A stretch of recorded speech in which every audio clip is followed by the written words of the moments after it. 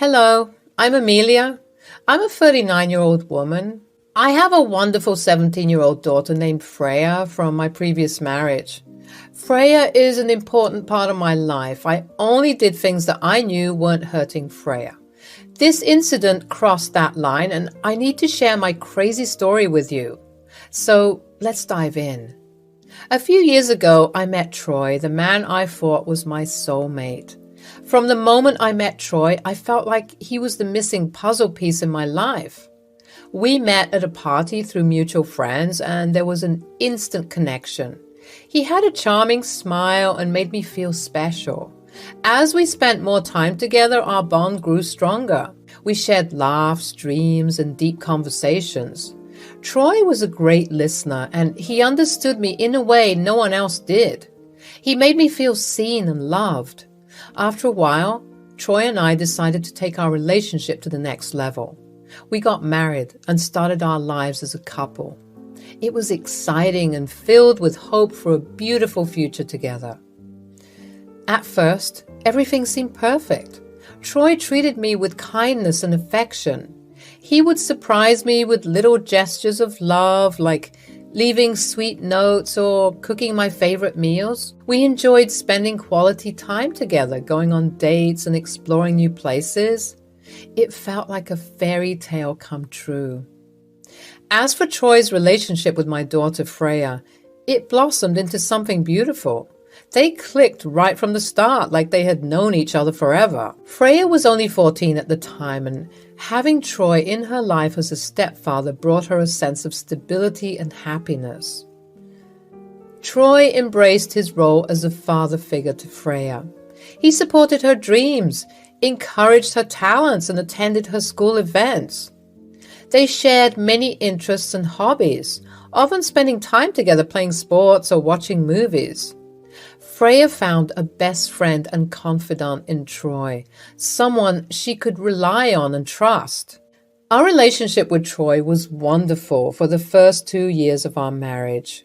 We felt like a real family, united by love and understanding. I couldn't have asked for a better husband or stepfather for Freya. However, things started to change between us. Troy became distant and cold. He started spending long hours at work and seemed preoccupied. The warmth and affection he once showed me began to fade away. It felt like he had built a wall between us. His behavior didn't just change towards me.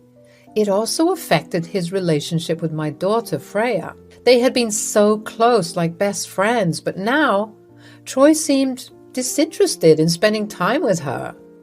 Freya was left feeling confused and hurt.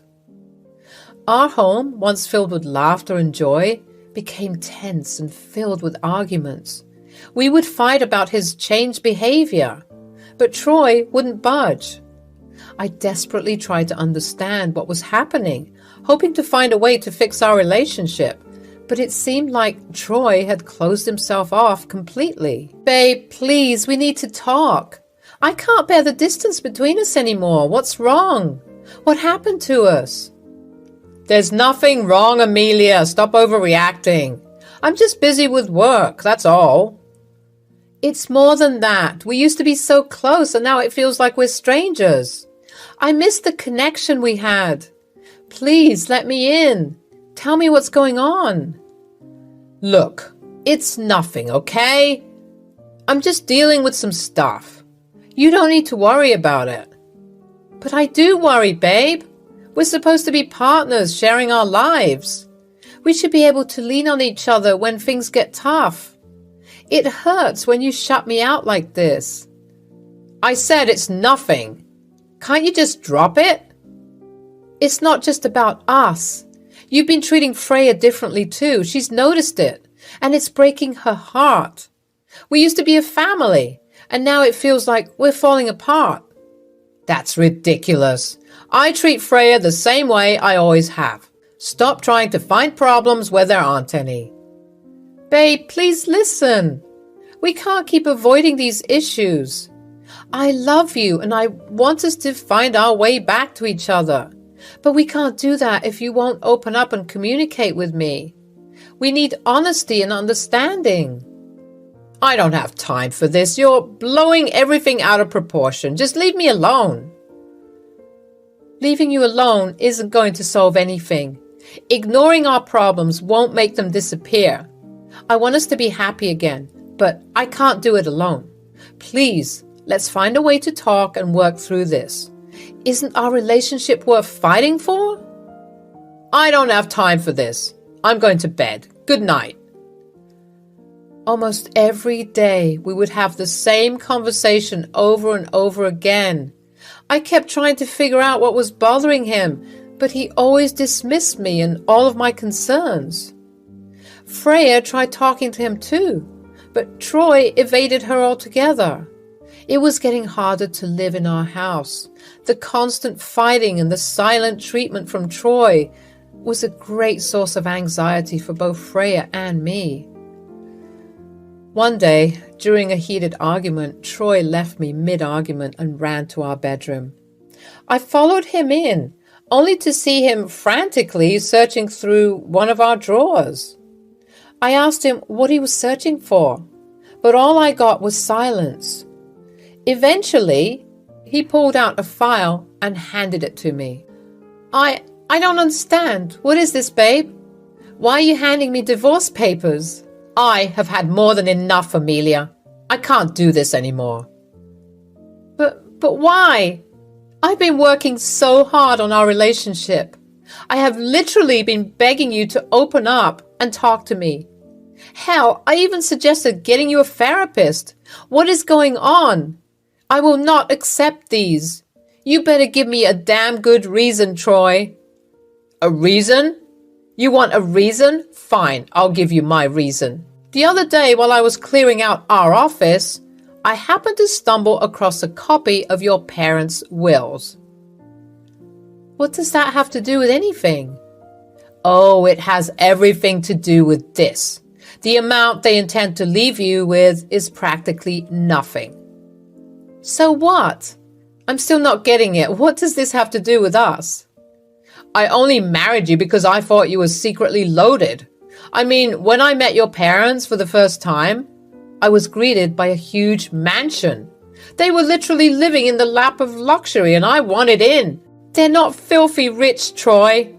I told you they lived pretty comfortable lives. I never lied about it. I thought you loved me for who I am, not for any money. It's not just about the money, Amelia. It's about feeling like I was misled and that our future wasn't what I had imagined.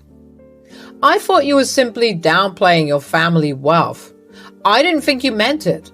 God, and to think I wasted 2 years of my life for nothing.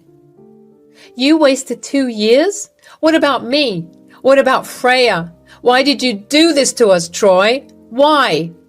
Look, it's nothing personal against you. I just wanted an easier life and I thought this would be it. I see this won't happen, so let's just go our separate ways, huh? Troy's desire for a divorce stemmed from his belief that he had married me for money. And when that expectation wasn't met, he felt like our relationship had been built on pretenses. It was a difficult revelation to process. I had hoped that our love and connection went beyond material wealth. I believed that Troy loved me for who I was, not for any financial gains. However, his actions made it clear that he had placed importance on money rather than genuine love and companionship. It was devastating to realize that the person I had married had been motivated by shallow desires instead of building a lasting and meaningful relationship. I never realized that the foundation of our marriage could be built on such shallow grounds. It was devastating to realize that Troy had been motivated by money rather than genuine love and companionship. With a heavy heart, I made the difficult decision to sign the divorce papers and leave our shared apartment with Freya. In the end, I knew I deserved a partner who valued me for who I am, not for any perceived financial benefits. It was essential for both of our well-being to start fresh and rebuild our lives away from the pain and disappointment. Freya, my incredible daughter, became my rock during this challenging time. Together we embarked on a new chapter, determined to create a better future for ourselves. Troy's departure had left a void in our lives, but we knew we deserved better. We focused on healing and finding happiness within ourselves. I can't believe what Troy did to us. It hurts so much to think that he left because of something as shallow as money. I know, sweetheart. It's hard to understand why someone would betray us like that. But we have each other, and we'll get through this together. I'm just glad we have each other, Mom. You're the strongest person I know, and I'm grateful to have you by my side. And you, my love, have been my rock through all of this. Your strength and resilience inspire me every day. We deserve so much better than someone who only values material things. Absolutely, we deserve genuine love and happiness.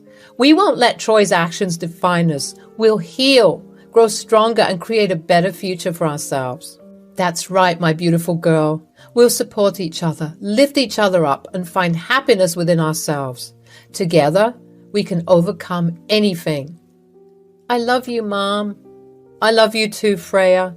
We'll always be there for each other no matter what. Now, let me tell you about Freya. She's a talented dancer and has a small following on TikTok. In her videos, she would dance along to the latest trending songs. One day, my daughter, Freya, decided to share her story on TikTok through a video. In this video, she bravely opened up about her stepfather, Troy, leaving us because of my inheritance. I was amazed by her courage and proud of her for using her platform to speak her truth. In the TikTok video, Freya shared how Troy had thought my parents' inheritance would be a significant amount of money. She talked about how he had believed we were wealthy based on our family's house and lifestyle. But when he discovered that the inheritance wasn't as large as he expected, he felt deceived and decided to leave us. Little did we know Freya's video would go viral. It touched the hearts of so many people who could relate to pain of betrayal and the importance of standing up for oneself. Millions of viewers poured in with their comments, showing support, empathy, and admiration for Freya's courage. The comment section was flooded with messages of encouragement, virtual hugs, and words of empowerment. People shared their own stories of resilience, offering kind words and advice. It was heartwarming to see how the video resonated with others and sparked a sense of unity. Many viewers asked for updates and expressed their genuine concern for our well-being. They wanted to know if we were okay, if we had found a safe place to live, and how we were coping. Freya's video touched the lives of so many, and the outpouring of support was overwhelming in the best possible way. Encouraged by the positive response, Freya decided to share another video, this time giving a tour of our new home. She revealed that although my parents hadn't left us a significant amount of money, they had fought ahead and purchased properties in my name. This meant that we were not only safe and secure, but also had a place to call our own. The video showcased our new home, a space that we filled with love and hope. Freya emphasized that despite the financial challenges we faced, we were resilient and determined to build a brighter future together. She thanked her followers for their support, reminding them that material wealth doesn't define happiness or the strength of a family. The reactions to Freya's new home tour were incredible. Millions of comments poured in, expressing awe and admiration for our resilience and determination. People commended us for our courage, shared their own stories of overcoming adversity, and expressed gratitude for the reminder that love and support are invaluable. And guess what happened next? Troy saw that video and came back into our lives, accusing me of being a liar. Can you believe it? So, it turns out you were hiding money from me all along. How could you do this to me, Amelia? You robbed me of a good life, of the wealth I thought we had. Troy, I cannot believe you're accusing me of being a liar after everything you've put us through. I never hid anything from you. My parents had bought properties in my name, but it was never meant to deceive you. You're just trying to cover up the truth now. You made me believe we would have a life of luxury, and instead, you kept everything for yourself. That's not true. The properties were never meant to be extravagant assets. They were investments made by my parents to ensure our future security. It wasn't about hiding money from us. It was about taking care of our family. I can't believe you're twisting the facts to suit your narrative. You're a liar, Amelia. You betrayed me, and I won't stand for it. I've had enough.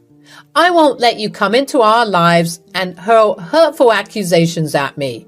You've caused enough pain already. I'm going to need you to leave my property. Fine, but remember this. You can't hide the truth forever. I won't let you get away with this. Troy, it's time for you to go. Our relationship is over, and I won't tolerate any more of your stupid accusations. Please respect our boundaries and leave. We'll see about that, Amelia. This isn't over. Sure. Goodbye. As soon as I opened the door, revealing Troy standing there, Freya instinctively grabbed her phone and started recording the interaction. She knew how important it was to document what was happening. After Troy left, Freya showed me the video, her eyes filled with concern and anger. My emotions ranged from anger to disbelief. I couldn't fathom how he had the audacity to call me a liar after the pain he put us through. After shutting the door, I spun around and saw Freya. Can you believe that jerk's audacity? Oh, I was so close to punching him. If another word had left his mouth, he would have tasted my fists. I would have loved to see that. In fact, I would have joined you. I nearly tackled him when he called you a liar. I guess you can't change some people. Also, I don't think violence would have helped us. It would have worked if only one of us hit him. The other one would need to record it. That's right, sweetheart. It would have been pretty funny to watch that back. Well, there was no violence, but I still have the video. What do you mean? Seeing him at our doorstep immediately made me want to record whatever he was going to say, so I did. What do you want me to do with it? Honestly, I don't care. Do whatever you want with it. I'm way too tired to care about someone like him. At that moment, consumed by a mix of rage and a desperate need for revenge, I made a decision that I can't take back. I told Freya that she was free to do whatever she wanted with that video. If she thought it would bring some justice and shed light on Troy's true character, then I supported her. Freya uploaded the video to TikTok, where it quickly gained attention. People were shocked by Troy's behavior and the pain he had caused us. The video spread like wildfire, reaching thousands of viewers who couldn't believe what they were seeing. As the video circulated, some of the viewers took matters into their own hands and contacted Troy's employers. They reached out to them, expressing their concerns about his actions and the way he treated us. The surge of complaints, combined with the damning evidence in the video, led his employers to make a tough decision. They let him go, leaving him with no income for the foreseeable future.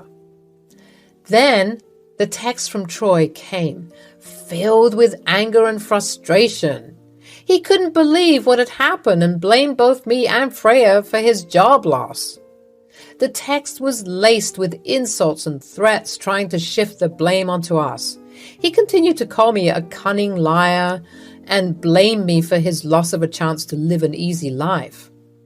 Receiving that text stirred up a whirlwind of emotions within me. Anger, yes, for the way he had treated us and the pain he had caused, but also a sense of relief that his true character had been exposed, and that others were finally seeing the reality of our situation. Mixed with the relief was a tinge of guilt. I questioned whether I had taken things too far in my quest for revenge. The consequences were severe, and I couldn't help but wonder if there might have been a better way to handle the situation. But deep down, I knew that what had happened was a result of Troy's actions, not ours. We had been victims of his deceit and betrayal. The emotions were complicated, a blend of vindication and remorse, but ultimately, I knew that our well-being and safety mattered more than anything else. Every fiber in my being wanted to respond back to him. I wanted to tell him that he was acting like the biggest fool that there ever was. I wanted to lash out at him and put him in his place. However, I also knew that he was simply projecting his insecurities onto me. I was not responsible for his decisions and behaviors. I decided to instead block and blacklist his number. I blocked him on every social media platform too. I tried to focus on healing and moving forward. I hoped that one day the pain would fade away and that we could rebuild our lives without the lingering shadow of Troy's actions.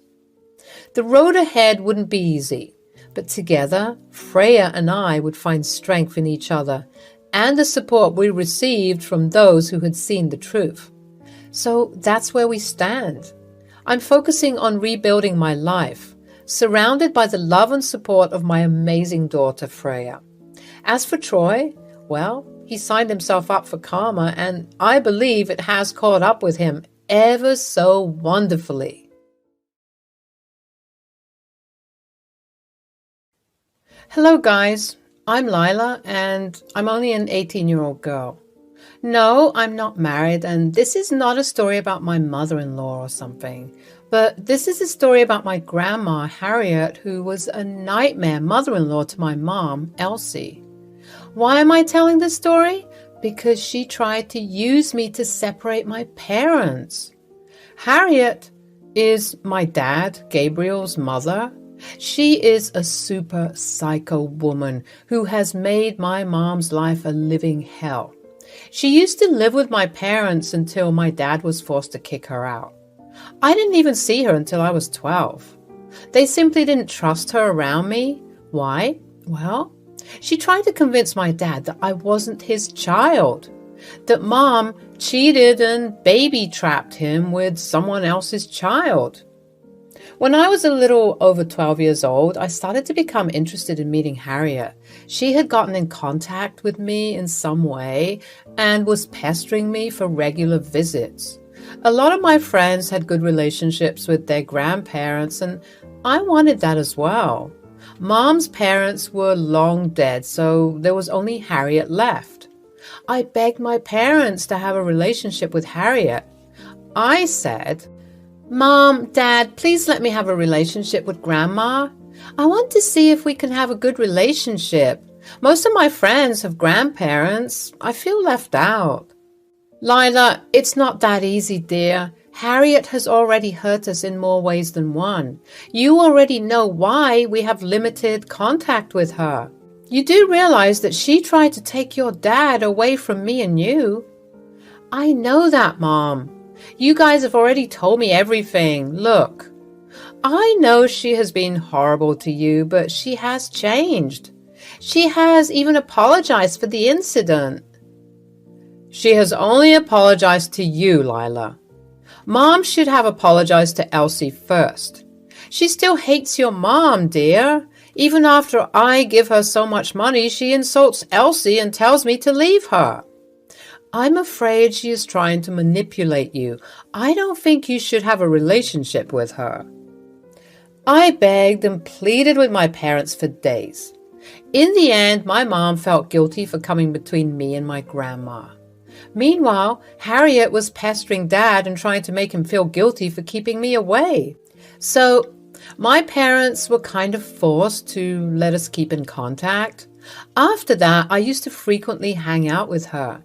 She was attentive to me, and I felt like I finally knew about my grandparents' love. I did love her too, but still managed to notice some red flags about her. When my mom went to drop me off at Harriet's house, they had a small conversation. I was already inside the house when they talked, but I could very clearly hear their conversations. Mom said, "Harriet, I understand that we have our differences, but let's not make Lila suffer for that.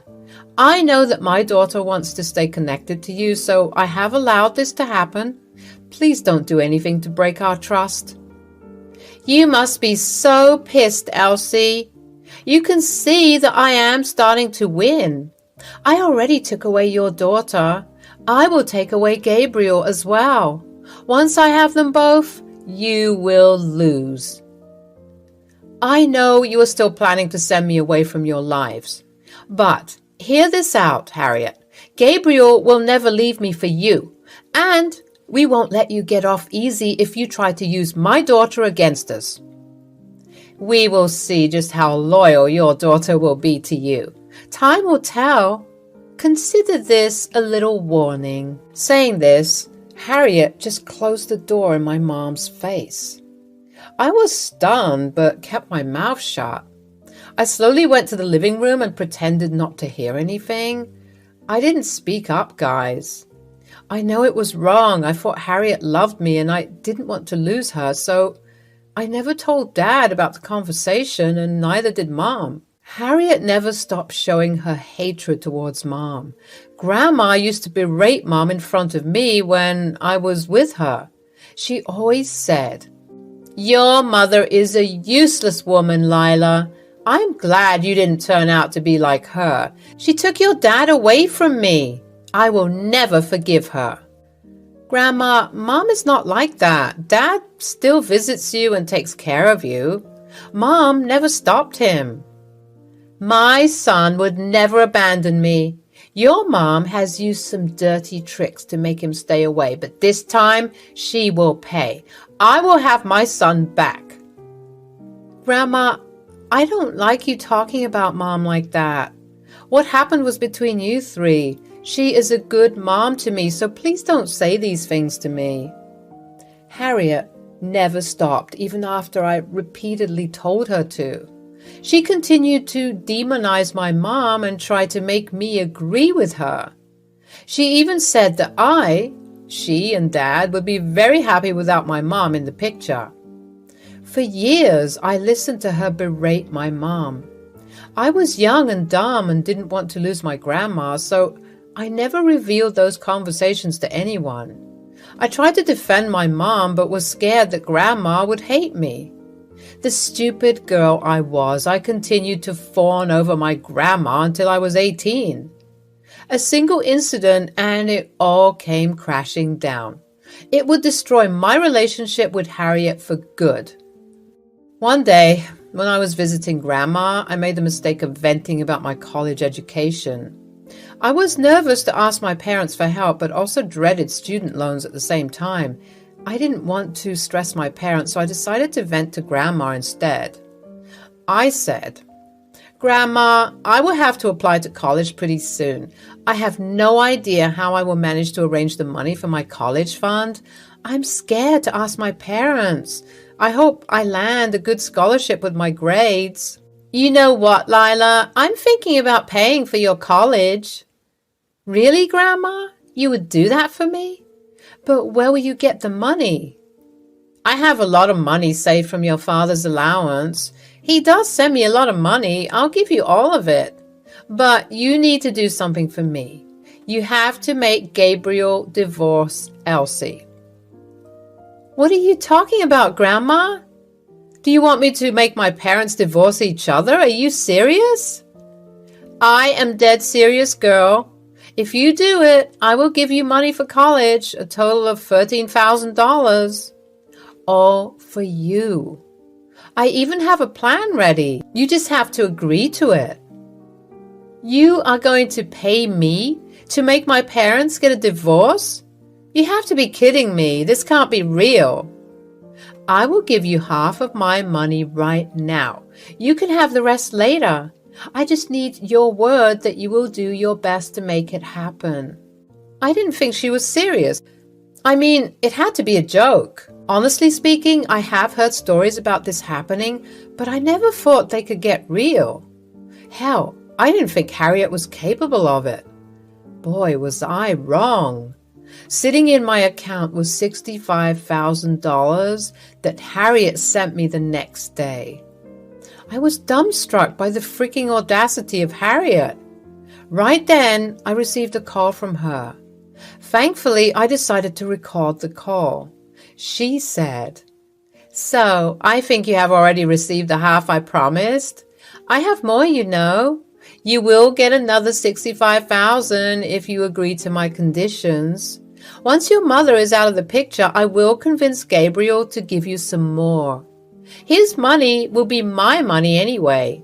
That way, we will continue profiting from each other." Fine then, I will do it. But it will be difficult to convince Dad to divorce Mom. He does love her a lot. I know that, girl. Your witch of a mom had the power to take him away from me. I will never forget that. Now we will see who wins. Don't worry, I'll hire someone to play her affair partner. You just have to show Gabriel some screenshots and pictures. Wait, you will hire someone to be my mom's affair partner? She'll never do something wrong. I can guarantee you that. Pictures can be edited, Lila. It won't be very difficult. Money can make people do things. If you don't want to join me, I will think of something else. No, that's fine. I'll do it. You're giving me a lot of money anyway. After that, Harriet told me about her grand plan and revealed everything to me. Her poor health. Yeah, she faked a heart attack. She had been setting this up for months. Harriet had everything lined up down to the fine details. She only needed to reveal the affair and convince Dad to divorce Mom. If I hadn't agreed, I would have never found out about her schemes. So I joined hands with her. But Harriet had no idea what was coming. For weeks, I met with the hired guy to arrange all the details. Harriet was adamant that nothing could go wrong. I was clever enough to take pictures and recordings of all interactions. Harriet didn't know because, well, I do know ways to fool her. I collected all the evidence and went straight to my parents. I sat them down and said, "Mom, Dad, there's something I need to tell you guys. It's about Grandma." "What is it, Lila? Is she sick again? Tell me now. I'm getting worried." "No, Dad, she's not sick. She never actually has been sick. She's faking everything." "What? How can you accuse your grandma of such things? This is ridiculous." "Stop being mad at Lila, Gabriel. Your mother had pulled this shit before. Why are you even surprised? Lila, tell us everything." "She wanted to get back into our lives, so she faked a heart attack. She accepted it herself, and she just paid me a lot of money to make you two get a divorce." My parents looked shocked by what I said. I could see why they were so taken aback by it. I had just dropped 2 nuclear bombs on them. They were silent for a while and looked at each other. Then I went ahead and explained everything to them. I also gave them the proof I had. By the time I was done, both of my parents were super pissed. Mom said, "What the freaking hell? This stupid woman is still after me? After all these years, she has not given up. This is ridiculous. She's out for my reputation and my marriage." I had no idea my mom was capable of this shit. I shouldn't have let her back into our lives. Hell, I took care of her for years, and now she does this to me and Elsie? She had been planning everything for a while, Dad. I couldn't record all of her conversations. You saw the texts and what they said. She's adamant that she wants Mom out of the picture. Gabriel, your mom tried to weaponize my child against me. Harriet is a freaking witch. All these acts of being a loving grandparent were just for show. She only wanted to use me for her plans. I can see that now. I wanted to let you guys know so that she can't create any misunderstanding with or without me. Thank you for telling us, Lila. Don't worry. We won't let her use you against us, and there is no way we're getting a divorce. Whatever Mom has in mind won't work. You don't have to worry about it. My parents told me to act like everything is fine, so I let Harriet transfer me the proof that she had manufactured about my mom's cheating. Dad and Mom looked over everything and made their plans with me. Then we waited for their anniversary to come. Harriet was excited because I told her that Dad was getting ready to file for divorce. I said, "Hey, Grandma, you know what? Your plan worked. I showed Dad all the proof and convinced him to divorce Mom. Dad is talking to a lawyer. He would be serving her papers on their anniversary. He's having a smaller party so that he doesn't spend too much on Mom. Mom doesn't know a thing." Oh my God, that is wonderful news, Lila. I knew keeping you around would be worth it.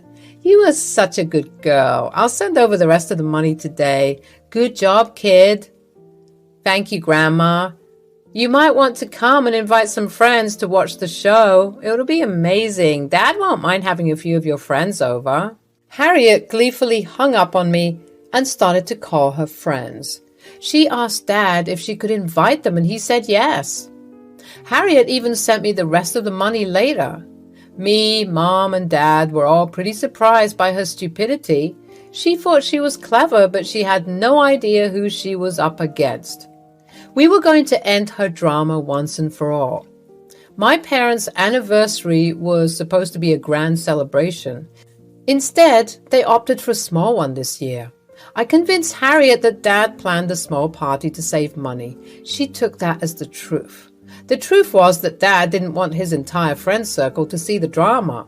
Instead, he called our extended family and Harriet's friends, people who needed to know what a snake Harriet was. When everyone arrived, I got everyone's attention to give a speech. I stood up and said, "Hello, everyone. Thank you so much for coming to my parents' anniversary. I'm so happy to have such wonderful parents and thought I should speak some words about them. You know how much parents are still in love? It just makes my heart melt, but there has been someone who has a problem with their love and marriage. As you all know, it's none other than my dear Grandma Harriet." "What are you saying, Lila? Why would you say things like that about your grandma?" Guys, are you wondering why I would say something like that? Well, Harriet here had tried to bribe me into making my dad divorce my mom. Yes, that's completely true. She promised me money for college if I make my dad divorce my mom. She even sent me in advance to lure me into her plans. "Gabriel, look at what your worthless daughter is saying. Guys, this is all her and Elsie's plan. They want me out of your life, so they're using dirty tricks now. You shouldn't believe them." "But I have proof, Harriet. I have both your blood and Mom's. I know exactly how to deal with people who want to take advantage of me." Guys, you would be shocked to see what Grandma had arranged. Do you want to see what it was? Here it is. I quickly started to play our recorded calls quite loudly on the little microphone I got. Yes, the ones that they use for ASMRs. When I played the whole recording, the look on people's faces was glorious. My parents, of course, didn't react because they knew. Meanwhile, Harriet was slowly getting pale and started to sweat. I could see that her hands were shaking. Everyone in the family and even her friends were giving her nasty looks. When the recording ended, she said, "These are all fake. You and Elsie are trying to trap me and ruin my reputation. You two hate me and want me gone. Don't put your wildest dreams on me and my daughter, Harriet. Everything you have said is exactly what you wanted to do to me. We have more proof, including the guy you hired to play my affair partner. You have stooped low, Harriet. Even I am embarrassed for you." "Gabriel, why are you not saying anything? You can't just let your daughter and wife insult me like that. Say something, son, please." "I don't know what to say, Mom. I'm ashamed to call you my mom. For years, I ignored my wife's feelings and kept in touch with you. I took over all your responsibility. And now, this is how you reward me? You can't believe their lies, Gabriel. I know how much you love Elsie. Why would I do this to you? Exactly, Mom.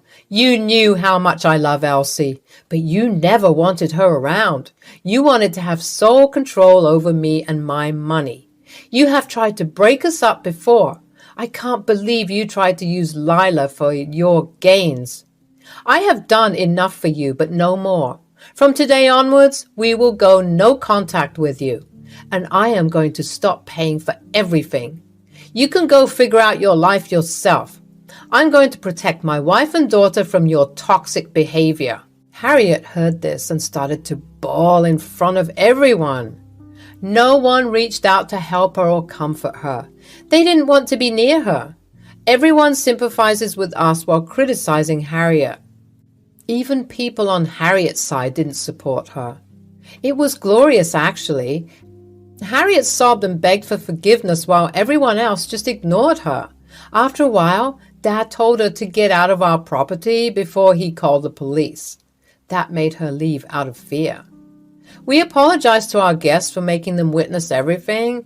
However, they understood our situation and were glad to know how toxic Harriet can be. We later invited them to a bigger party that was happening within a few hours in a different venue.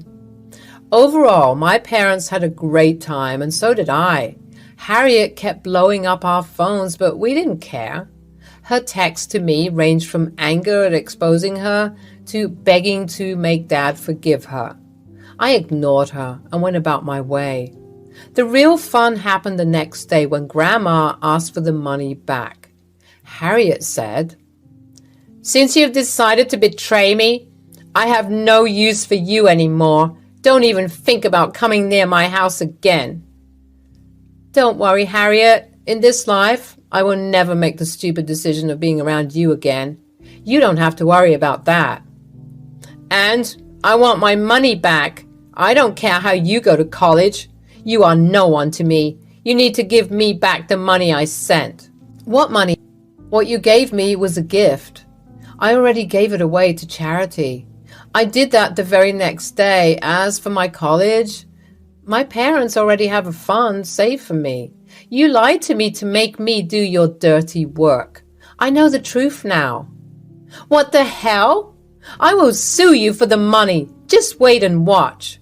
Sure, Harriet. I would love to see how you win this case. This will be hilarious.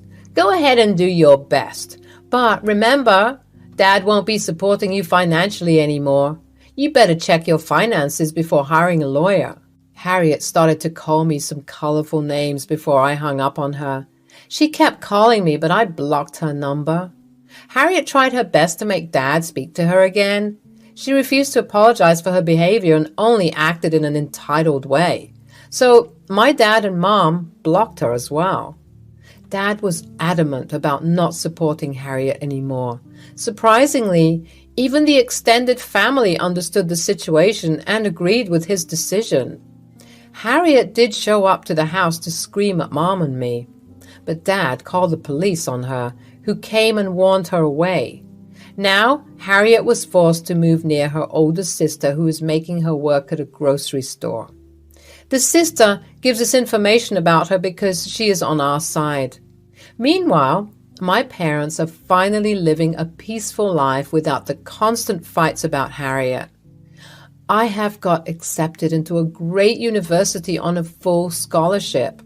Life is good, and I can tell everyone the hilarious story about my grandma. Hi there, I'm Tawny, and I'm 23, she, her. Let me tell you about my complicated relationship with my dad, Ivan. So I have some serious daddy issues. I mean, who doesn't? This is, of course, due to the toxic behavior of my dad because he wasn't exactly the best father figure. As far back as I can remember, it was like our household was constantly walking on eggshells.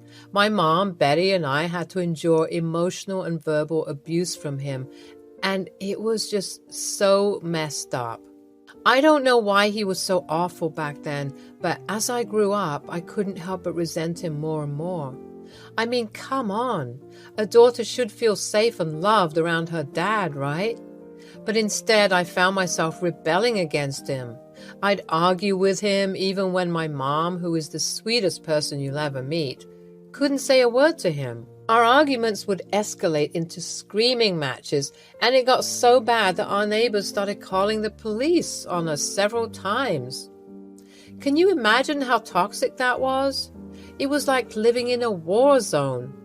I just couldn't stand how he treated us and how he made my mom cry all the time.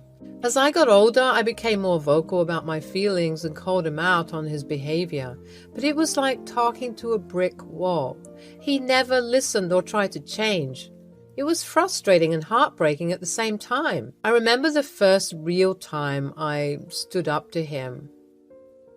I was only 12. Dad, I can't take this anymore. The way you treat us is just so wrong. What are you talking about, Tawny? I provide for this family and this is how you talk to me? It's not just about providing for us, Dad. You're always yelling at Mom and me for no reason. You call us names and make us feel worthless. Tawny, please don't argue with your father. Let's just calm down. No, Mom, I won't stay quiet anymore. He can't treat us like this. Oh, listen to Miss Perfect here, acting like she knows it all. You don't seem to understand that we have to treat each other with respect and kindness. I never claimed to be perfect. Tawny, please, let's not fight. Mom, you deserve better. We both do. You shouldn't have to put up with his constant anger and criticism. You think you know everything, huh? You're just a kid. I may be a kid, but that doesn't mean I can't see what's happening. You've been hurting us for years and it's not right. Tawny, please stop. Let's just try to get along. No, Mom, I won't stay silent anymore. We need to stand up for ourselves. You will not talk back to me like that.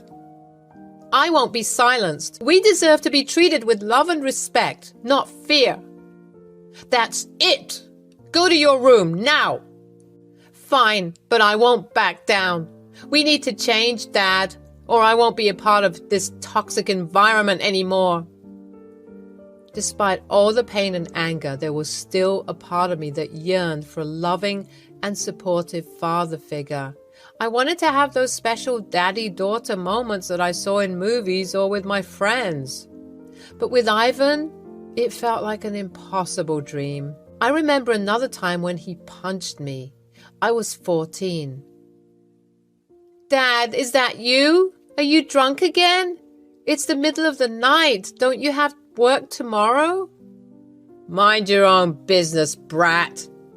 I don't need you watching over me. Watching over you? I'm worried sick about you. Do you even realize how your drinking affects our family? Oh, here we go again. The little princess thinks she's so much better than me.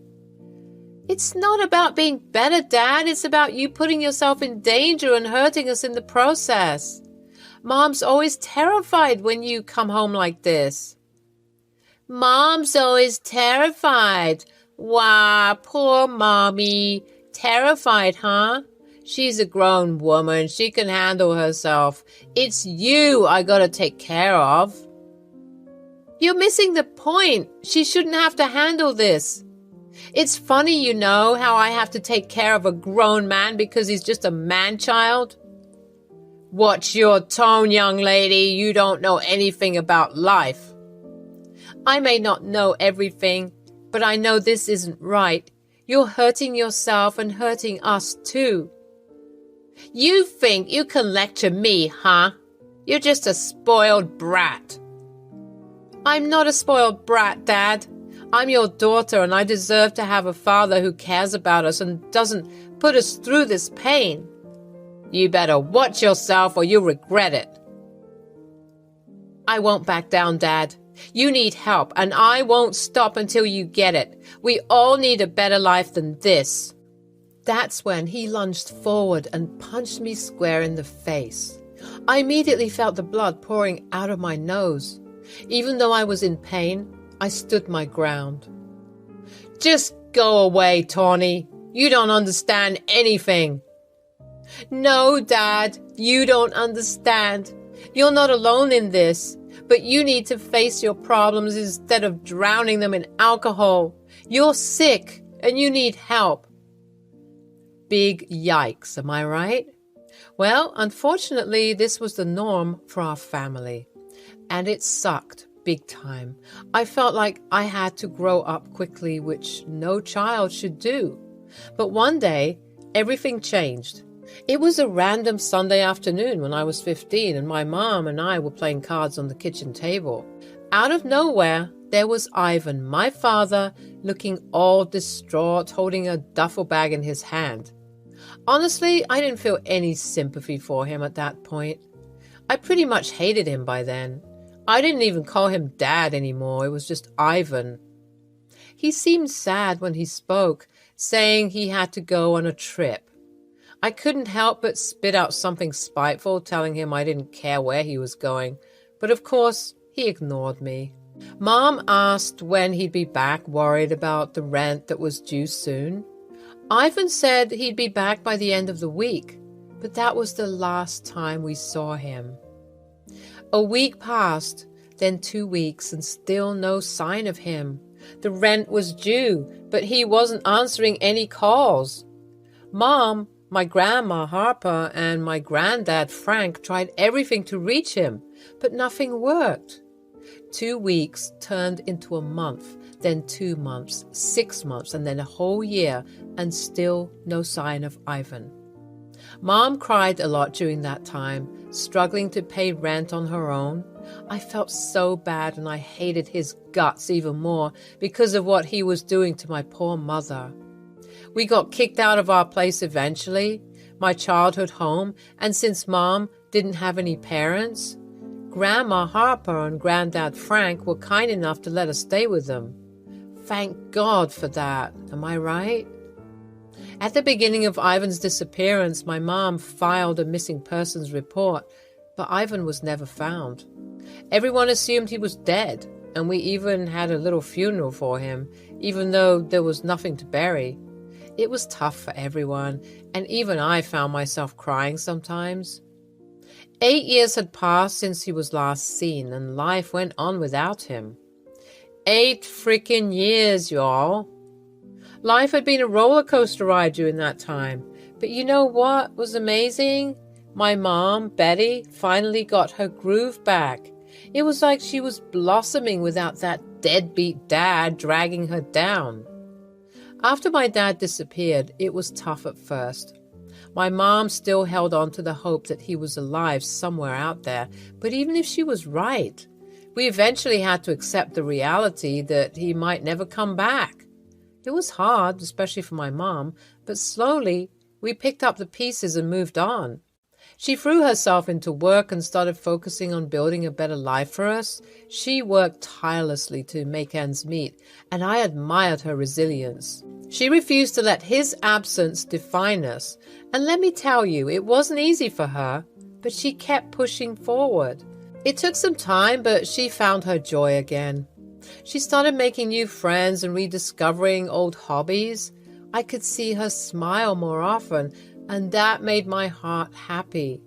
I was just a kid back then, but I knew she deserved all the happiness in the world. But then, life sucker punched us again. After 8 years of being without Ivan, we lost Granddad Frank, my grandma's rock, in a terrible car accident.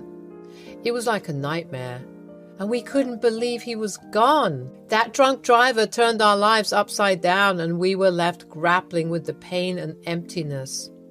Grandma Harper, well, she was hit the hardest, losing her son and her husband within such a short time. It felt like her world shattered. She was like a broken puzzle, and we didn't know how to put her back together.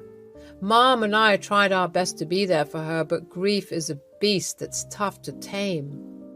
In those dark days, all we had was each other. Anyone who's organized a funeral, especially on a budget, will tell you it's a whole roller coaster of emotions. We were all dealing with Granddad Frank's funeral, trying to get everything organized while struggling with our grief. It was tough, but thank goodness for the community who stepped in to help us through it all. So picture this. The funeral was underway and we were trying our best to keep it together. You know, be strong for Mom and Grandma Harper. But then, out of nowhere, it was like I saw a ghost. Seriously, my heart stopped for a second. There, coming towards us, was none other than my long-lost, supposedly dead dad, Ivan. I couldn't believe my eyes. I mean, it had been years since he vanished, and everyone assumed he was gone for good. But no, there he was, looking like a complete wreck. I honestly didn't think it was him at first. I thought it was a homeless person who maybe lost his way, but nope, it was Ivan. It was shocking to see him like that. So thin, with a dirty beard and yellow teeth. It was like looking at a total stranger. My emotions were all over the place, and before I knew it, a scream escaped from my lips. I couldn't help it, you know? It was like all those years of hurt and anger just erupted at once. And guess what? My mom and grandma saw him too, and they were just as shocked as I was. Well, let me tell you, that sight was too much for my poor mom to handle. She fainted from the shock, and I had to jump into action, trying to revive her. It was all so overwhelming. Thankfully, Grandma Harper stepped in and started fanning her, but I was left standing there, facing my dad after all those years.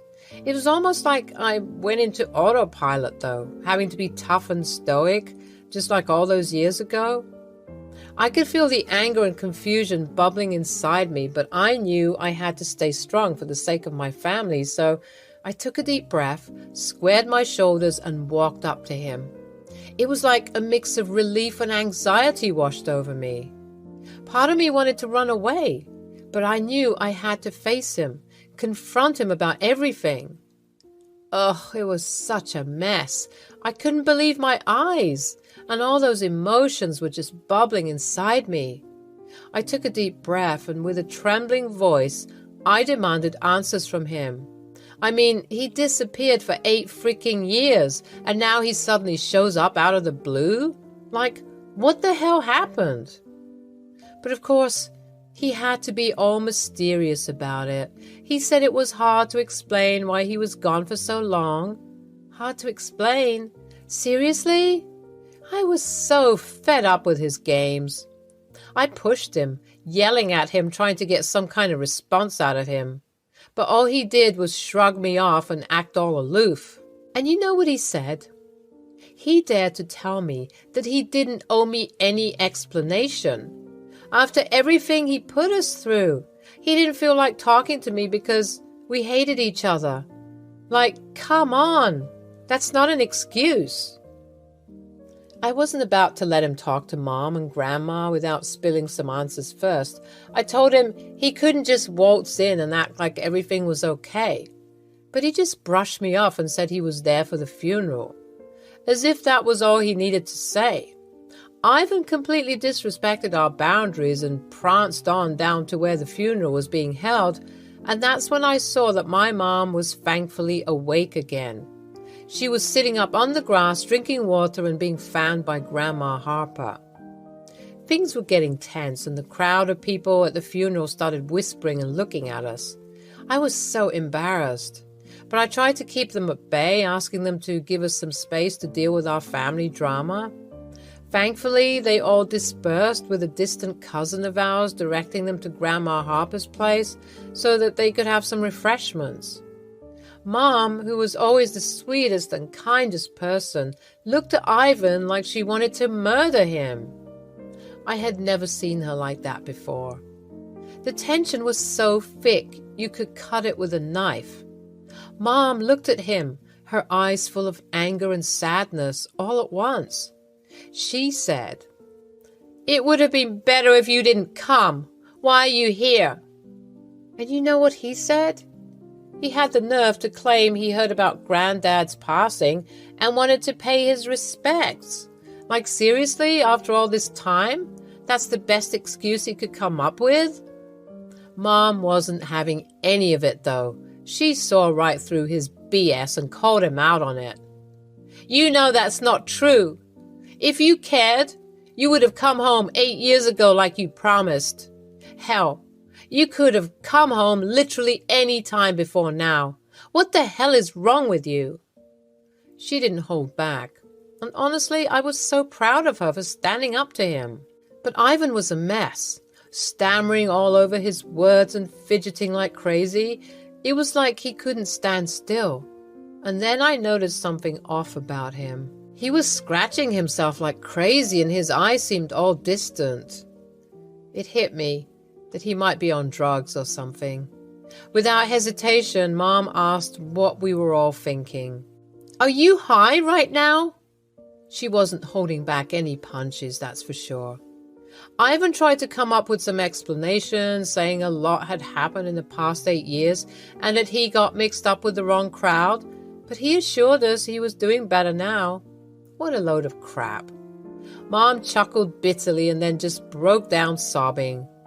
I wanted to hug her and tell her everything would be okay, but I was so angry at Ivan. I couldn't help myself. I started yelling at him, telling him to go back to wherever he came from because no one wanted him there. But he was trying to ignore me like he always did. But I wasn't about to let him off the hook that easily. I kept on yelling, and it seemed like I was impossible to ignore because of how loud and angry I was. Get out of here! You have no right to be here. Let Granddad rest in peace, for God's sake. Why are you making such a big deal out of this? Because you abandoned us. You left us to struggle, to deal with everything on our own. And now you dare to show up here like you're some kind of hero? You're a joke, Ivan. I had my reasons. Reasons? What reasons could justify leaving your family behind like that? We needed you, Dad. But you were too wrapped up in your messed up world to care about us. I don't have time to deal with you, kid. Step aside. Mom, look at me. Grandma Harper had been quiet this whole time. She had a blank stare and was looking off into the distance, furrowing her brows now and then. I placed my hand on her shoulder to comfort her, and she responded by sighing and leaning in, as if she was snapped back into reality. He's here for the inheritance. Mom, please look at me. Ivan, you are the scum of the earth, you know that? You're worse than the sewage. Mom, please. Tawny, please tell this man that I want nothing to do with him. I have nothing to say to him. Ooh, burn. Even his mother didn't want to claim him. I just need to get my inheritance and then leave. Those friends I told you about, well, turns out I owe them some money and... That's none of our concern, sir. Please leave. We are grieving. Come on, Mom. You're gonna act like you don't know me? Seriously? I don't know who you are. Please leave before we call the police. Mom, it's me, Ivan, your son. I don't have a son. My son died 8 years ago. I don't know who you are. I'm not messing around, Mom. And we're not messing around either, you bozo. Get away from this place. I'm not talking to you. But I'm talking to you. All my life you've ignored me, and now you're getting a taste of your own medicine. Shut up. Mom! Mom! Mom, these people don't play around, okay? Just give me the money and I'll come back, I promise. I'll explain everything, okay? I'll explain everything to all of you. Just please, give me the money. I need the money. I need the money, goddammit. I need the money. Give me the money. We all just stood there looking at him with blank expressions on our faces. Ivan's pleas were getting more desperate and louder, but it was falling on deaf ears. He even dropped to his knees in front of Grandma Harper, begging her to listen, but we didn't pay attention to his cries. I need the money, he kept repeating, as if that was supposed to justify everything he put us through. But after all those years of abandonment, His words meant nothing to me. I was done listening to his excuses. I grabbed a shovel that was nearby and I whacked him in the head with it. He was knocked out cold. "Thank you for that." "No problem." His cries were getting on my nerves. You want to know the funny thing? Since he got here, he hasn't even taken one look at his father's grave. I don't know what happened to him, but he looks awful. Now the outside is reflecting the inside. Do you think that these friends of his are going to kill him if he doesn't get their money?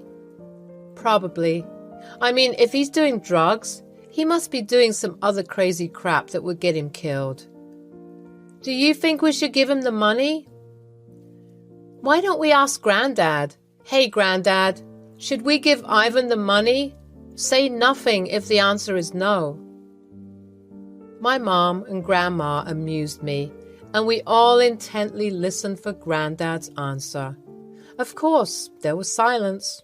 Well, looks like we got our answer. What a sad and pathetic man. I'm glad Frank isn't here to see this.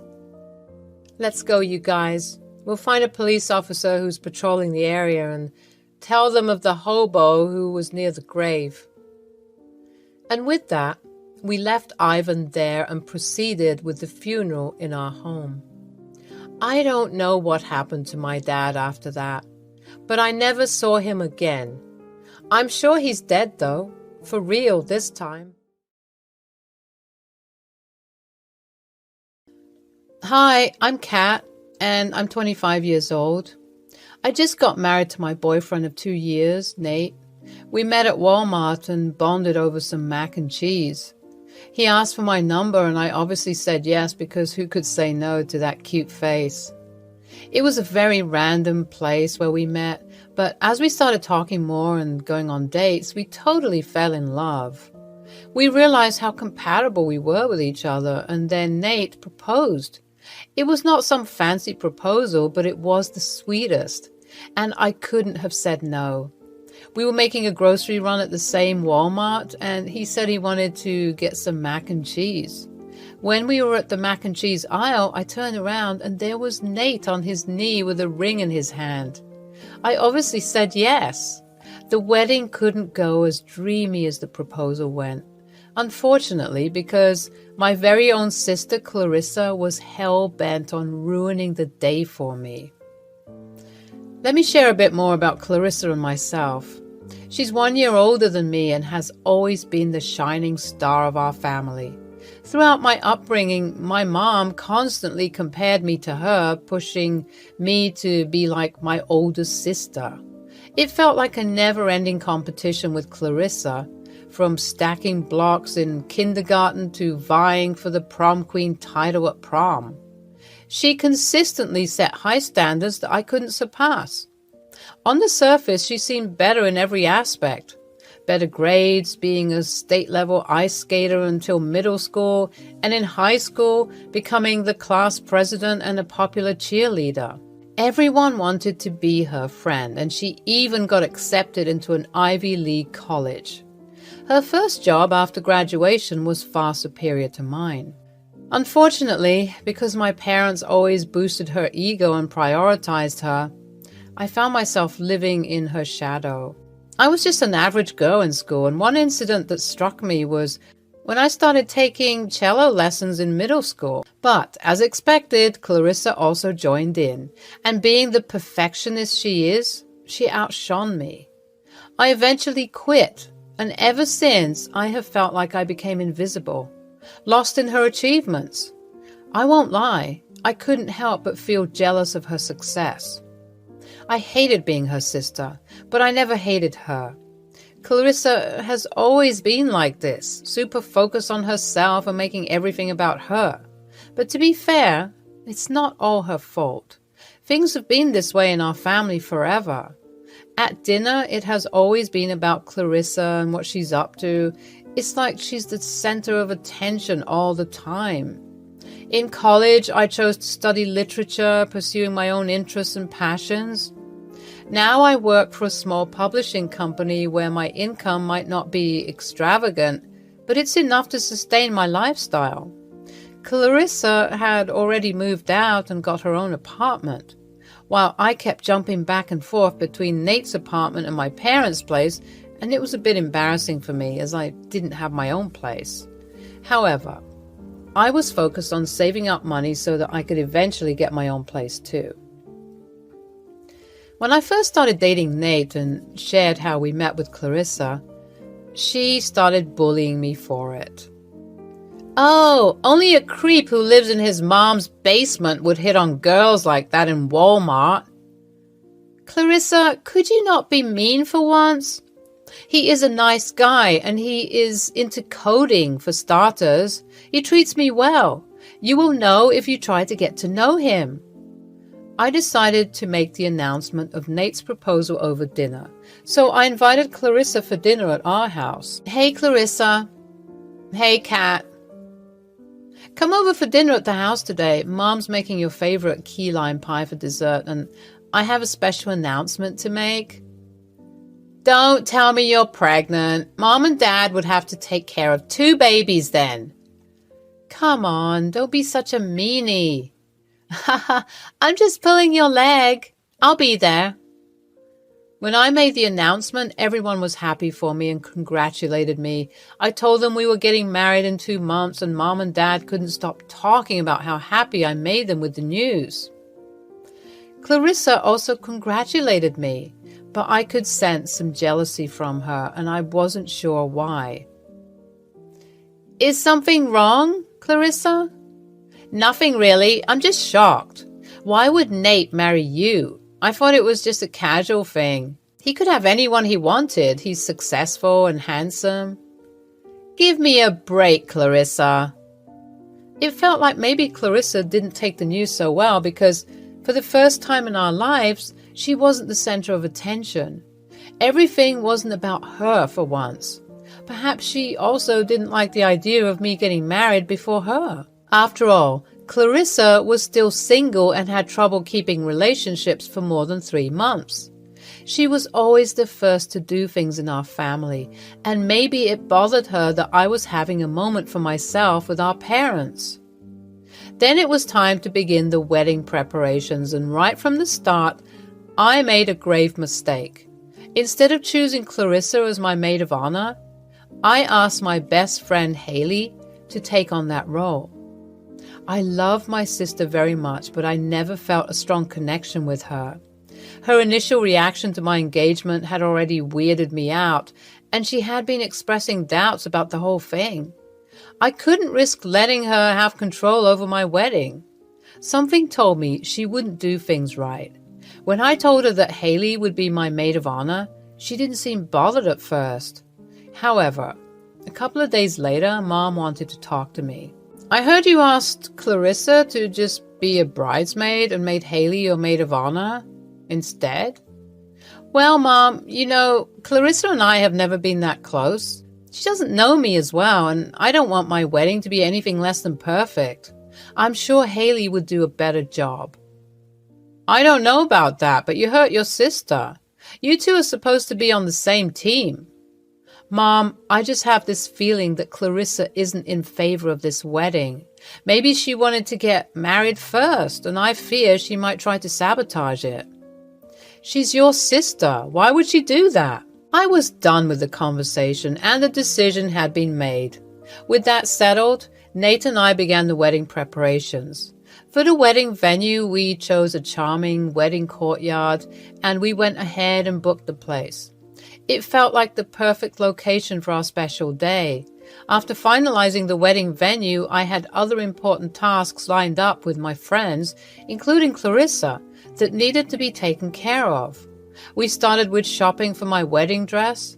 I had created a mood board to find the perfect dress that matched my vision, and after trying out various designers and visiting different stores for a week, I finally found the dress of my dreams. Haley, Clarissa, and my mom were with me during this special moment. The wedding gown was a gift from my parents, and it was priced at a whopping $3,000. Stepping out in a beautiful white in-bold drawer mermaid gown, I instantly knew it was the one for me. As the veil was placed on my head, my mom's eyes got all teary, and it was such an emotional moment. But leave it to Clarissa to ruin it. She just had to drop that nasty comment. Sure, the gown is gorgeous, but I'm sorry, I have to be honest with you. You don't have the body for it. You look fat. Haley had to swoop in and remind me not to let Clarissa's negativity bring me down, so I brushed it off, kept my cool, and bought that dress anyway. Next, we moved on to look for the bridesmaids' dresses. We decided on a beautiful coral satin dress for all the bridesmaids. However, Clarissa, in her usual controlling nature, insisted that pink wasn't her color. It was frustrating because my wedding had a specific theme, and after much bickering, we compromised and chose the closest color to coral, which was salmon. Clarissa was just being problematic and selfish at this point. Counting all the times Clarissa tried to bring me down would take forever. Those 2 months leading up to the wedding were a roller coaster of stress. Cake tasting, flower picking, seating arrangements. It was all overwhelming. Thank goodness for Nate and Haley, who were constantly supporting me and helping me out. She would constantly try to sabotage me or say hurtful things that made me question my decisions. She kept making snide remarks, trying to show me that if it were her wedding, things would be perfect and she would do it way better. I wish she could just be happy for me instead of trying to overshadow my special moment. 1 week before the wedding, Clarissa had taken some time off work and moved in with us temporarily. My parents were out running errands when Nate asked if he could come over to share something important. It was just Clarissa and me at home, and Nate had arrived, joining me in my bedroom. Nate handed me a little gift. Here's a little gift. My grandma would want you to have it. He handed me a box, and as I opened it, I found a beautiful vintage necklace inside. Oh my God, Nate, is this for me? I couldn't be more honored. I wish I could have met your grandma in person. This is so sweet. I love you, baby. I love you too. The doorbell rang, and I hurried downstairs to find the Amazon delivery guy waiting. I quickly signed for the package, taking it from him. As I made my way back up the stairs, I could hear muffled voices coming from my room. Curious, I tried to listen in without being noticed. I seriously couldn't believe it when a guy like you proposed to Kat. What do you mean? You're successful, making apps, and let's face it, you're way too good looking for someone like her. You're like out of her league. Clarissa, I think Kat is my dream girl. She's beautiful and passionate. This necklace would look better on my neck. And you know what would look better on yours? My arms instead of Kat's. Get off me! I barged into the room, and it seemed like Nate had pushed Clarissa away from him. It's not what you think, Kat. I know, Nate. I heard everything. Clarissa, can you stop acting all crazy? Are you this desperate, trying to throw yourself at my man? What's gotten into you? Try to act like an adult for once. We're not kids, and this isn't some competition. You've spent your whole life living in the spotlight, and now that I have it for once, you've gone all insane. Newsflash, the world doesn't revolve around you. I'm sorry, please don't tell Mom and Dad about this. They're going to hate me. Just get out of my sight. I'm disgusted by you right now. Clarissa left my room, and Nate tried to comfort me. I decided not to tell Mom and Dad about the incident, as I didn't want to create more drama. I was already stressed about the wedding, and adding fuel to the fire wouldn't help. I didn't even want Clarissa at the wedding anymore. I confided in Haley, and she agreed that it was best not to bring it up. Who knows what Clarissa might do next? But let me tell you, I was so mad at her. Who would stoop down that level and flirt with their sister's fiance? That was some next-level messed up stuff. She seriously needed some major help pulling off a stunt like that. I was just fuming with anger and disappointment at her. Like, why would she even go there? It was beyond me. But then, just 3 days before my wedding, I heard a knock on my door. Kat, I know my apology doesn't hold much value right now, but I'm really sorry for everything.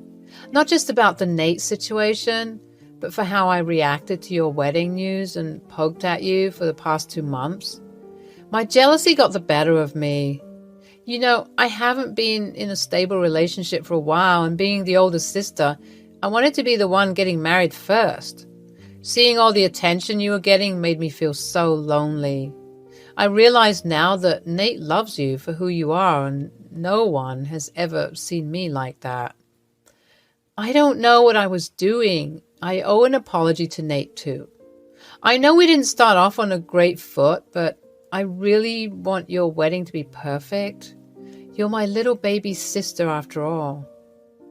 Oh, come here. I was taken aback by her words, and surprisingly, all the hurtful things she said and did started to fade away. I did not know what to say, so I went in for a hug thinking it was a genuine moment of reconciliation. Little did I know she had something else in mind. We had a little bachelorette party at a cool club, followed by a rehearsal dinner the next night before the big day. I was totally shaken by how Clarissa was on her best behavior. Like, who is the new and improved version of her? It was almost like she was trying to make up for all the drama she had caused earlier. But hey, I wasn't complaining. I was just hoping she'd keep it together for the actual wedding, too. It was the day of the wedding, and things were in full swing. Hairdressers, makeup artists were buzzing around. Everyone seemed to be in a panic. My cousins, who were part of my bridesmaid squad, were already at our place. Haley and Alex, my other friend and also bridesmaid, were there too, all dolled up in their pretty salmon dresses. All the attention was on me as I got my hair and makeup done. Clarissa complimented me on how beautiful I looked. When I put on the dress, my mom and grandma couldn't stop crying, and I was just overwhelmed with emotions. We did a quick toast, but to be honest, I still had a major cold feet. Then came the first look with Nate, and we both turned into a puddle of tears. After that, the photo frenzy began, capturing all those moments before the moment. Walking down the aisle, holding my bouquet, I started the walk with my dad, followed by my awesome bridesmaids. The ceremony was beautiful, and finally, Nate and I were officially husband and wife. The evening was a blast with music, food, and endless chatter. Everything seemed to be going perfectly. Nate and I were mingling with the guests. We were on cloud 9, taking care of the guests and eagerly waiting for our wedding cake to be brought in. But then, out of freaking nowhere, I spotted a familiar face in the crowd. Max, my ex-boyfriend from college. What the actual hell was he doing here? I was shaken to my core when I saw Clarissa holding Max's hand as they swaggered over to me. Like, what on earth is happening right now? This was some next-level drama I did not sign up for. Max, what are you doing here? Max was clearly wasted, and all those memories of our college days came rushing back. Ugh, he was into partying, drugs, and just being a total mess. No wonder we broke up. Congratulations, kitty cat. Who invited you? Seriously? He's my +1. Are you kidding me? Why would you do this? Oh my God, Clarissa, you're driving me insane. Who's this dude? Well, Kitty Cat and I share some history together. They sure do. My blood was boiling with fury. I had never hated Clarissa more than at that moment. I couldn't believe she would do something so selfish and disrespectful. I felt terrible for Nate. He looked totally weirded out by Max's presence, and who wouldn't be? But just when I thought things couldn't get any worse, disaster struck. The freaking champagne glass was hit with a silver spoon, and that dreaded ting, ting, ting sound filled the air. It was time for the speeches, and of course Clarissa, not missing the opportunity to steal the spotlight, dropped Max's hand and rushed to the front, snatching the microphone from Haley. I couldn't even believe my eyes at that point. This was supposed to be the happiest day of my life, and she was turning it into a total nightmare. I didn't know whether to scream, cry, or do both. I just wanted this whole circus to end. All right, everybody, gather round. Let's have some fun. So here we are at Kat's wedding, and let me just say, it's been a roller coaster of emotions for me. Let's talk about the groom, Nate, over here. You know, Nate, you're supposed to be the groom, but honestly, I've seen more enthusiasm from a sloth on a lazy Sunday afternoon. I mean, I get it, one wouldn't be as stoked to marry my sister, but Nate, how hard is it to keep up appearances? Well, let us move on to the bride over here, Kat. What can I say about her? She is a nobody. She has always tried to be me. I mean, I would not even know how it feels to be her, poor thing. But come on, let's be real. I'm the prettier and smarter sister. That's why we have Max here, Kat's ex-boyfriend, as my +1. I wouldn't be surprised if Nate hits on me sometime later. Haley quickly took the mic away from Clarissa, trying to divert the guests' attention by announcing that the cake had arrived. My tears were streaming down my face and I just couldn't go on with the evening. Nate was being super supportive, trying to comfort me while all this drama unfolded. And just when they brought out the cake, Clarissa went and pushed it like a total wrecking ball and it fell flat on the floor. I couldn't contain my anger anymore and it all just spilled out. Just leave, Clarissa. I don't want you here. I don't want to see your face ever again. My voice was shaking with frustration and hurt, and I knew I should have been stronger, but I was going through a mental breakdown. Clarissa looked stunned, and for a moment, her drunken bravado faded away. It was clear that my words had hit her hard, and I could see a flicker of remorse in her eyes, but it was too late. The damage was done, and I couldn't take back what I had said. The pain and anger were still there, bubbling inside me like a volcano. Haley, Alex, can you please escort Clarissa out of here? And so they did. With Clarissa gone, Nate took over the mic. Hey everyone, I just want to thank you all for being here and celebrating this special day with us. I know things got a bit heated, but let's not let that overshadow the evening that lies ahead of us.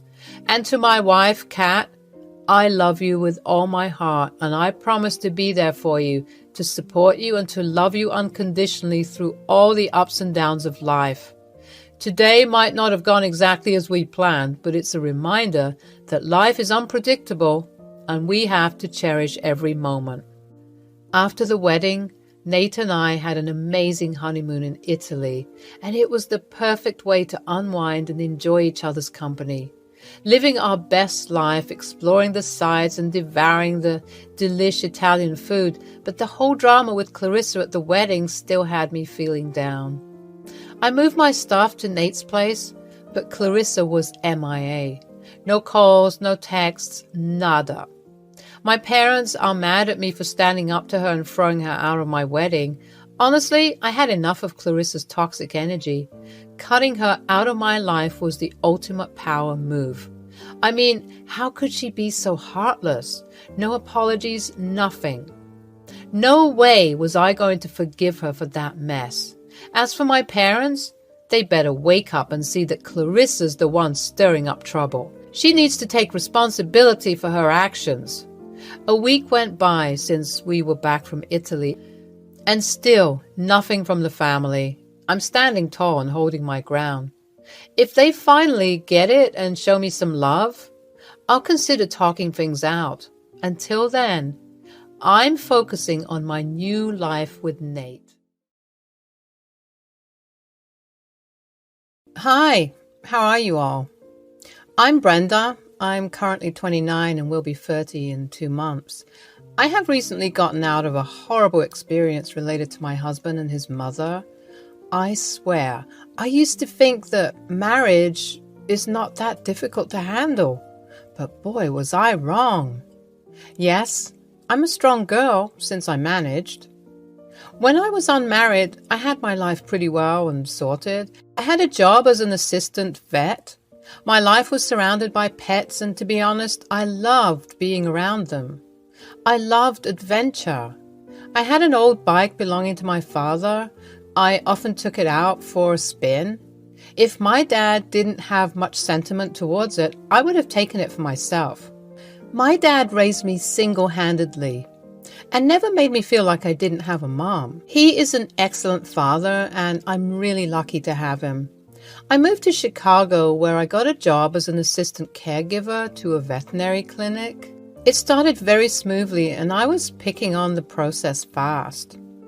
I met John very unexpectedly. I was very late once and had to take a cab. The cab driver was handsomely single. He is the epitome of a charming boy-next-door trope. He had some bomb-ass features, especially his hair. It looked so soft and silky. He was my type. He was also too smooth with his words. "So, ma'am, where to?" His smile was radiant, and he gave me a cheeky smirk now and then. Sometimes he would lock eyes with me through his mirror. I would blush, but I didn't give any unnecessary signs. "What's your name, if you don't mind telling me?" "Why do you want to know that? Want to take me out or something?" "I mean, I don't mind if you don't." Winks. "Please, you are not my type." "Ouch, that hurt. Well, how about being friends?" "Depends on how you are treating a lady." "I'm just messing around." "Okay then, deal. Do you like Italian? I have a great restaurant in my area. You would love it, I guarantee." "Are you serious about taking me out?" "Well, I love Italian. Sounds great." That day, I was highly energetic at work. My colleagues were very amazed by my grand gestures. There was usually this one dog that annoyed me a lot, but I managed to keep my calm even in that situation. Pauline, my go-to buddy, came skipping towards me. She then gripped my shoulders tightly and looked at me with a cheeky grin. "Girl, what's going on? Am I missing anything? Are you hiding something from me?" "Jesus, get a grip. You scared the shit out of me. Everything's good. I'm just really happy." "Yeah, sure. Is that the reason why you've been spacing out during the case discussion today? What's the sauce?" Well, I met a really cute cab driver today. His name is John. He offered to treat me to an Italian restaurant today." "Say what now? A cab driver? Bruh." Now, don't judge." "I mean, is he that cute?" "Yes, he is. If I get a snap of him, I'll send it to you. But you better not hit on him. He's mine."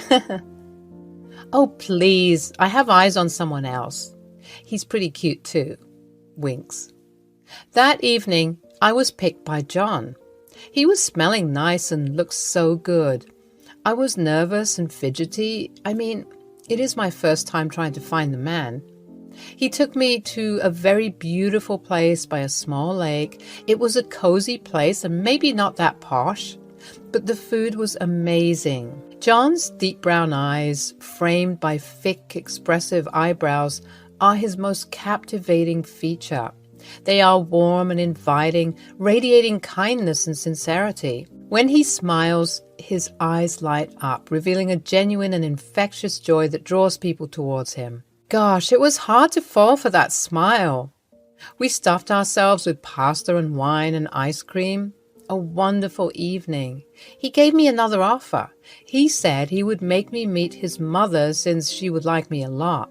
The way things were moving too fast should have been a dead giveaway that this all was a red flag. "So, you live with your dad?" "Not. Dad stays with my uncle in Michigan. He got this house long back for themselves, but then Mom left and he and I started to live. But you know, my dad's not a fan of staying in one place for long. He loves traveling. He owns a beautiful bike. It's old and all, but it's still sturdy to go on. He visits me sometimes, like currently he's here right now. He would leave in a week." "Wow, your dad sounds like a rock star, like a total biker badass. Would he even like me?" That, again, depends on how you'd approach him. After all, he is the type of father who protects their daughter from a freaking fly, so. And he is wary of men around me. The last time I brought a guy to my place, he scared him off just from the door. That was some scene, I swear. The guy practically pissed his pants off. Well then, how about we bet on it again? I mean, I won this time. You like the place and the food and me? So let's see if your dad likes me too. I put a bet on $20. I am winning the 20. You will not be able to win, I tell you. He is too difficult to impress. Oh, Brenda, you just don't know me yet. I am smooth Mr. Cool. I will impress your dad so hard, he would be bound to get us married. Just watch me. Okay, Mr. Confident. We quaked with laughter. I mean, I thought he was joking, but man, he was dead serious. When I returned home late, my dad was sitting right there looking very concerned. Yes, young lady, where were you? I mean, it is midnight. Oh, Dad, well, I was working overtime. There were a lot of clients and emergencies, so I had to stay back. I wasn't born yesterday, Brenda. Who is the man? Dad? There was no man. Please, you are overthinking. I was just with Pauline. I called Pauline. She said you were outside with a friend. Who was it? Okay, fine. He was just a friend, an old friend. He wanted to go out with me to chill, so I said yes, that's all. And how come I've never heard of this friend before? And why didn't you bother telling or at least calling me once? You know I'm worried about you, Bren. Sorry, Dad, I am. I would keep this in mind. He's a cab driver and he is a very sweet person, so please, you can relax. Why a cab driver? Ugh. All right, fine. Just next time, please inform your father. The next day at work, I jumped at Pauline. She was very startled at first, but then realized why I did that. Girl, why the hell did you tell my dad about John? Bruh, chill. I just said you were out with a friend, and why wouldn't I? What if that twat murdered you and dumped you somewhere? Oh, come on. He was so adorable and such a gentleman. I'll be meeting his mother soon, and mother? Hell no. You're going too fast. The first date doesn't determine anything. He could be a closet perv for all you know. You want to freaking bet on it? You will lose, since you're such an amazing judge of character. Don't even try. We exchanged numbers. He used to call me more than text. He'd say that he loved hearing my voice. He even gave me a proposal to visit his house, telling me that his mother was so eager to meet me. I was kind of scared because I was thinking about Pauline's words, and I felt that maybe I was going too fast. I wanted to take it slow and wanted to see how things worked with him first. I told him to keep seeing each other for the time being before his mom got involved. John was persistent, but gradually understood. We just got to know each other. And as much as I love hanging out with you, I'm still new to this and I want to get to know you properly first. I mean, you are adorable and I like you, but I want to like you more, you see? Okay, I get it. And I'm sorry. I don't know why, but I've never been this excited in my life. It's always fun to have you around. You know what? Me too. And I'm glad to have met you. I'm an outgoing girl, but not many guys catch my eye that often, so all of this is kind of new to me too. Aha! So you're saying that I managed to catch your attention? Are you admitting the fact that I'm different from the other guys you've met? Yes, of course. Jesus, saying it out loud makes it much more embarrassing than keeping it in my head. You are the only guy, I think, with whom I can be like myself. And I too feel the same, Brenda. We started officially dating after 2 months of hanging out. He invited me to a baseball match. His friend was playing as a debutante in the team, and he requested both of us to pay a visit. John was sitting very close to me. He was making it so obvious that he was into me. When I locked eyes with him, he leaned in and planted a soft kiss. That was it. The spark to a forest fire. I was swooning at his charm. He had many friends. He would introduce me to them, and we would drink together and come home late. John would always escort me safely to my place. My dad was always keeping an eye on him every time he dropped me off. The last time he did, my dad stopped and told him to pay a visit for some dinner. Just the three of us. Well, John already made his way to my dad's heart. It is a rare occurrence that my dad invites anyone over to his place. I bet he's eager to win his $20, LOL. My dad and I arranged a nice steak party for John. We had fish, fries, a little bit of rice, and Japanese curry. To wash it all down, we had Chicago's finest red wine. It was a full feast, like a lot for just 3 people. I wore my prettiest dress. It was his favorite color, violet. When he arrived, he was wearing a freaking tuxedo. He was looking so handsome, though. The 3 of us made proper acquaintances before we sat down to have our dinner. So, John, how long have you been in Chicago? 3 years, sir. I know the city like the back of my hand. Oh, really now? Impressive. And you are a cab driver? Yes, sir. Babe, talk about the time when you hitchhiked a creepy man. The one which was late at night. My dad loves these kinds of stories. Babe? No, Brenda, not yet. Not now. Dad, we're dating, I told you. Yes, I know, but I believe in family decorum. This is not yet welcome in my house.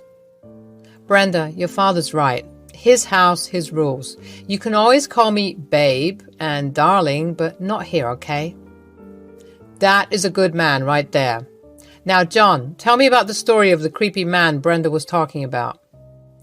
After dinner, when John was about to leave. Well, babe, I guess I owe you $20, right? Oh, nah, I don't need it. I'm just glad I could prove that I'm a very suave gentleman.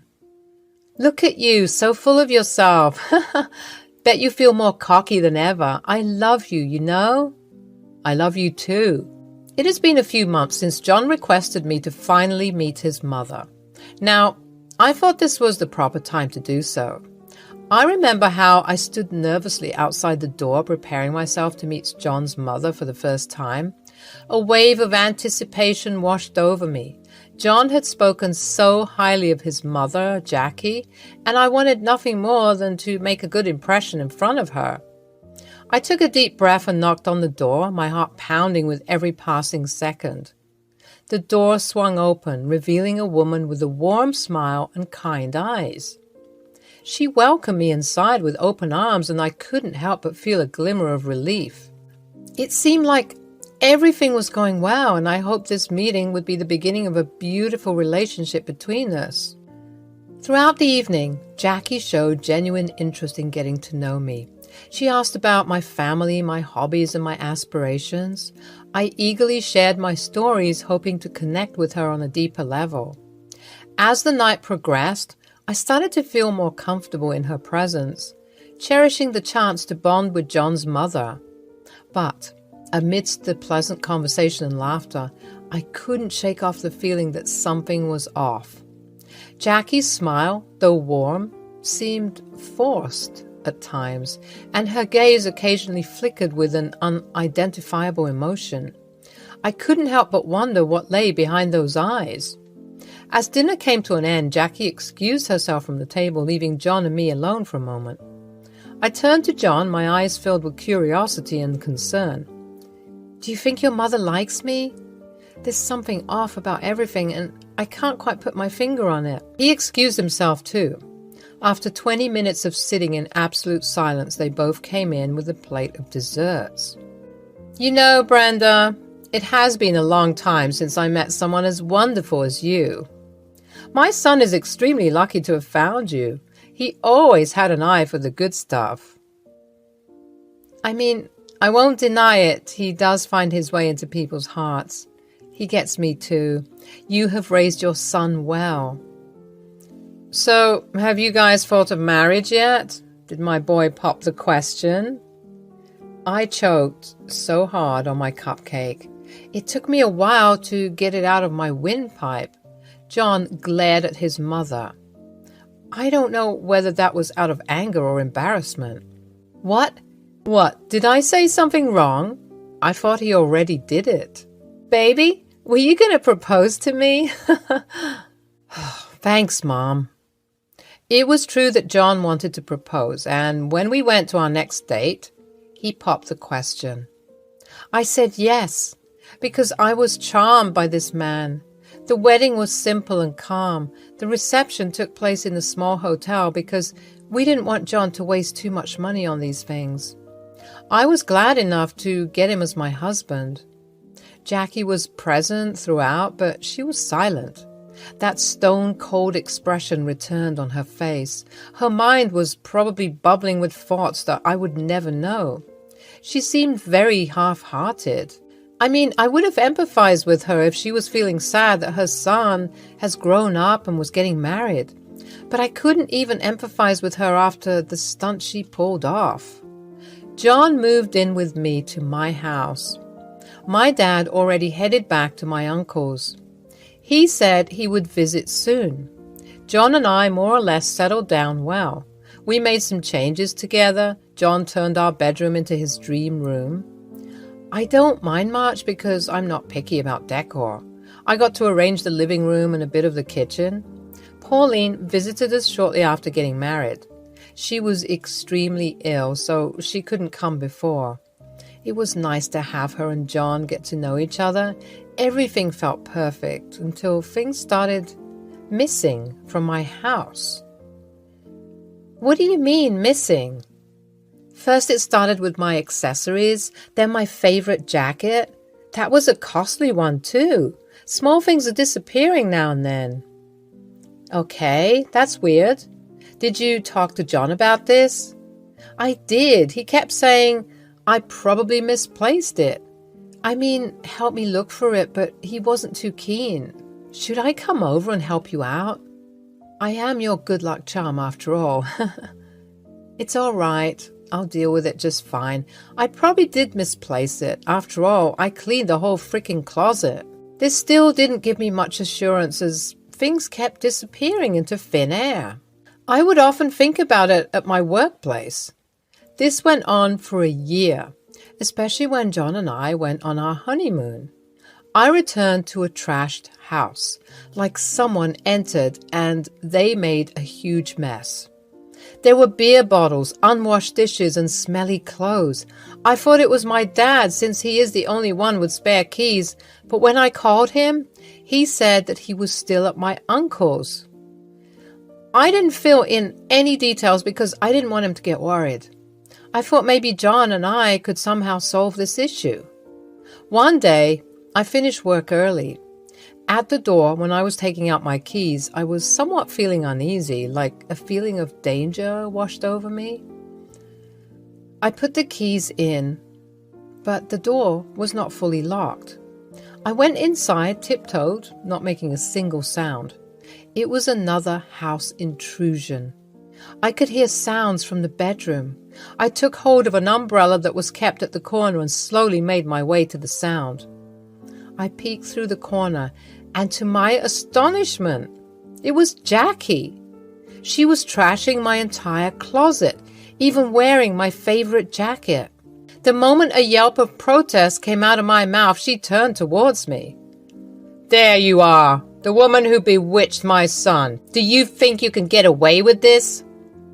What on earth? How the hell did you get in here? She suddenly lunged at me while yelling.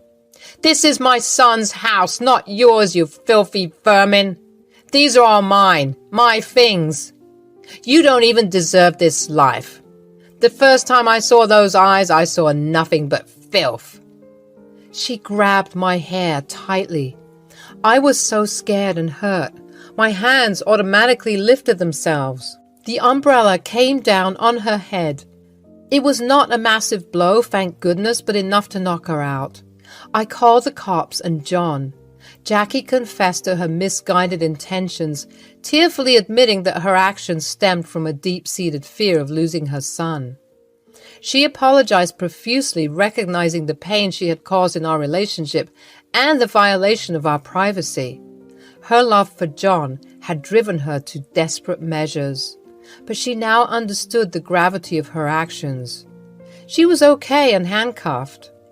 I showed her and the cops my property papers as proof that I was not the crazy one there. The cops found Jackie guilty of intrusion and theft. They also gave me a warning to use weapons carefully on people. John sighed, his face filled with a mix of regret and sadness. Brenda, it's complicated. Jackie has always been overprotective and she couldn't let go of me when we got married. She had this misguided belief that she needed to protect me at all costs, even if it meant crossing boundaries. And you? Are you a child, John? Don't you have any sense of right and wrong? I'm sorry, Brenda. I didn't think this would go that far. The fact that your mother was so sweet and sugar is sickening. Her real intentions were hidden by that pretty smile of hers. I can't take this anymore.